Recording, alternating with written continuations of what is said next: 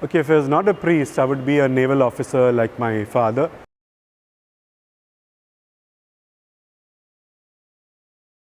As a child, I always dreamt of joining the Navy, in the armed forces, and then somewhere in college something happened and I felt the call to the priesthood.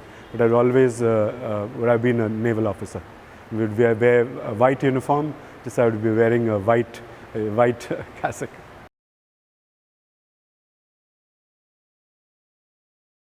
My favorite saint is Pier Gregorio Frassati, a young man died at the age of 24 who reached out to the poor of his times in the early 1900s and who also associated himself with the youth around him. He was also a man who was interested in sport and other matters.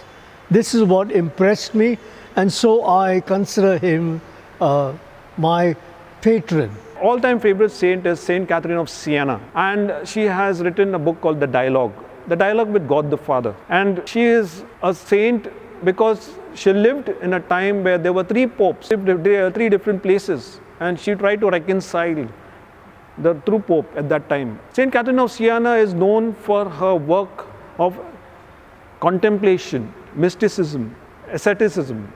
She is a great saint of revealing the heart of the Father, the eternal Father. And therefore, I have been always attracted and always read her books, especially The Dialogue. My favorite saint, all-time favorite, is Saint Francis Xavier, for 2 or 3 reasons. Because he baptized my ancestors, and I've always been very impressed with the life of Saint Francis Xavier because of his zeal and passion for his ministry. And he went to the ends of the earth to give up his career in Paris, and then went to the ends of the earth to preach the good news.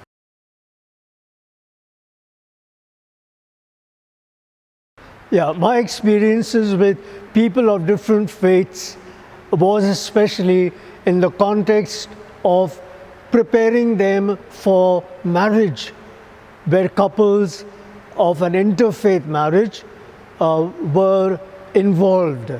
Spoke to, therefore, non-Christians there as well, and many of them were very receptive and respectful of what a priest would say or what a priest would do. But besides this, there were also others who were extremely grateful to me as a priest and priests in general, because I have, through the sacrament of marriage, changed their lives.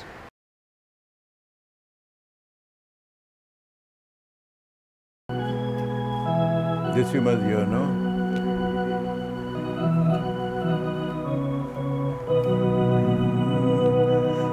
With a faith that could move the mountain, and a heart all full of love, you hated sin, but to the sinner you were gentle as the dove.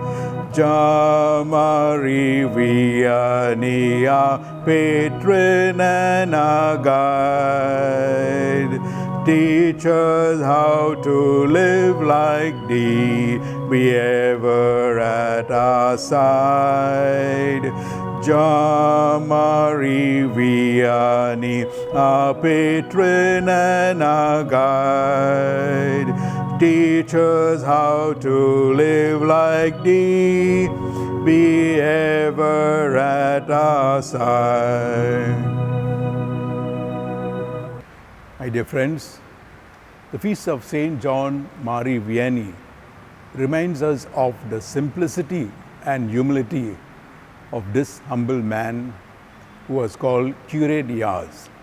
He is a patron of us diocesan priest. We are very grateful to him for all that he has done in the church in the past. He lived a very simple life. In Ars, when he was appointed in a parish in France, he went about visiting the people, preaching to the people, and hearing confessions. And his own food was boiled potato. Very often, when he heard confession for many hours, he went to relax at night. But the devil would come and tempt it and worry him. Such was his mortification, his humility, and his life. For me, St. John Vianney is an example of reaching out to people, especially those who are troubled, and most are. One thing that strikes me about John Marie Vianney is his simplicity. He's a man of prayer, and he was very dedicated and committed to his people. And this is the challenge to me, to how to be compassionate, how to be dedicated to my people, and to be a priest who prays. And John Marie Vianney always called the devil the Grappin. Grappin was always constantly trying to maneuver and trying to bring confusion in his ministry. And he battled with this kind of a spirit in his life. And he was successful in many ways, especially transform his village into a village which became more evangelized, and they came to Christ and they loved the Lord deeply. That's what St. John Marie Vianney stands for me. A simple priest, but very powerful and effective priest. The devil once said to him, if we have 3 St. John Marie Vianneys in this world, we will be destroyed. That's how powerful St. John Marie Vianney is.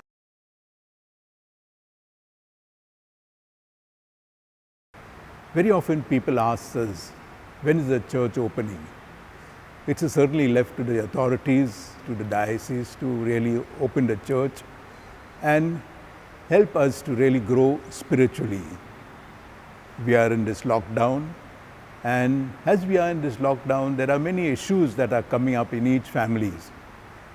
Interrelationship, some issues that may harm us, and each one of us would like to assert ourselves. But the lockdown certainly teaches us that each one of us need to play some role in the life of our families and also in our own parish. So as we celebrate the feast of St. John Marie Vianney, we pray that we will also at our homes try to imitate him by being loving to others, kind to others, understanding, and play the role that we are called to do, so that we can really build up our homes in a better manner, more loving, more understanding, and reach out to all people, especially to our neighbors, those who are poor, those who are lonely, those who are sick. And God calls us to really be a witness to his word to all. And what I like about St. Andrew's parishioners is they are warm and they are God-fearing.